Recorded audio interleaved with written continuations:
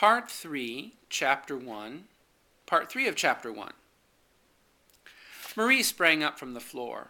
Sure enough, we were looking for those patterns, weren't we? I'd forgotten about everything but Frank's other wife. I'll put that away. She poked the cane behind Frank's Sunday clothes, and though she laughed, Alexandra saw that there were tears in her eyes. When they went back to the kitchen, the snow had begun to fall, and Marie's visitors thought they must be getting home. She went out to the cart with them and tucked the robes about old Mrs. Lee while Alexandra took the blanket off her horse. As they drove away, Marie turned and went slowly back to the house. She took up the package of letters Alexandra had brought, but she did not read them. She turned them over and looked at the foreign stamps, and then she sat watching the flying snow while the dust deepened in the kitchen and the stove sent out a red glow. Marie knew perfectly well that Émile's letters were written more for her than for Alexandra. They were not the sort of letters that a young man writes to his sister. They were both more personal and more painstaking, full of descriptions of the gay life in the old Mexican capital in the days when the strong hand of Porfirio Diaz was still strong. He told about the bullfights and cockfights, churches and fiestas, the flower markets and the fountains, the music and dancing, the people of all nations he met in the Italian restaurants on San Francisco Street. In short, they were the kind of letters a young man writes to a woman when he wishes himself and his life to seem interesting to her, when he wishes to enlist her imagination in his behalf.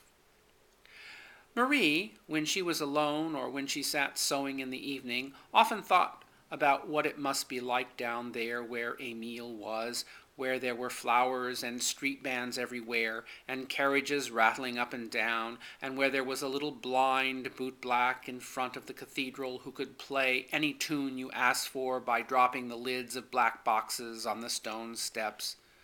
When everything is done and over for one at 23, it is pleasant to let the mind wander forth and follow a young adventurer who has life before him. And if it had not been for me, she thought, Frank might still be free like that and having a good time making people admire him. Poor Frank, getting married wasn't very good for him either. I'm afraid I do set people against him, as he says. I seem somehow to give him away all the time. Perhaps he would try to be agreeable to people again if I were not around. It seems as if I always make him just as bad as he can be. Later in the winter, Alexandra looked back upon that afternoon as the last satisfactory visit she had had with Marie. After that day, the younger woman seemed to shrink more and more into herself. When she was with Alexandra, she was not spontaneous and frank as she used to be. She seemed to be brooding over something and holding something back. The weather had a good deal to do with their seeing less of each other than usual. There had not been such snowstorms in 20 years, and the path across the fields was drifted deep from Christmas until March. When the two neighbors went to see each other, they had to go round by the wagon road, which was twice as far. They telephoned each other almost every night, though in January there was a stretch of 3 weeks when the wires were down and when the postman did not come at all. Marie often ran in to see her nearest neighbor, old Mrs. Hiller, who was crippled with rheumatism and had only her son, the lame shoemaker, to take care of her, and she went to the French church, whatever the weather. She was a sincerely devout girl. She prayed for herself and for Frank and for Émile among the temptations of that gay, corrupt old city. She found more comfort in the church that winter than ever before. It seemed to come closer to her and to fill an emptiness that ached in her heart. She tried to be patient with her husband. He and his hired man usually played California Jack in the evening. Marie sat sewing or crocheting and tried to take a friendly interest in the game. But she was always thinking about the wide fields outside, where the snow was drifting over the fences, and about the orchard, where the snow was falling and packing crust over crust.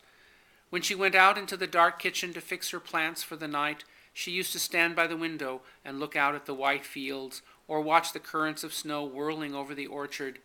She seemed to feel the weight of all the snow that lay down there, The branches had become so hard that they wounded your hand if you had tried to break a twig, and yet, down under the frozen crusts, at the roots of the trees, the secret of life was still safe, warm as the blood in one's heart, and the spring would come again. Oh, it would come again.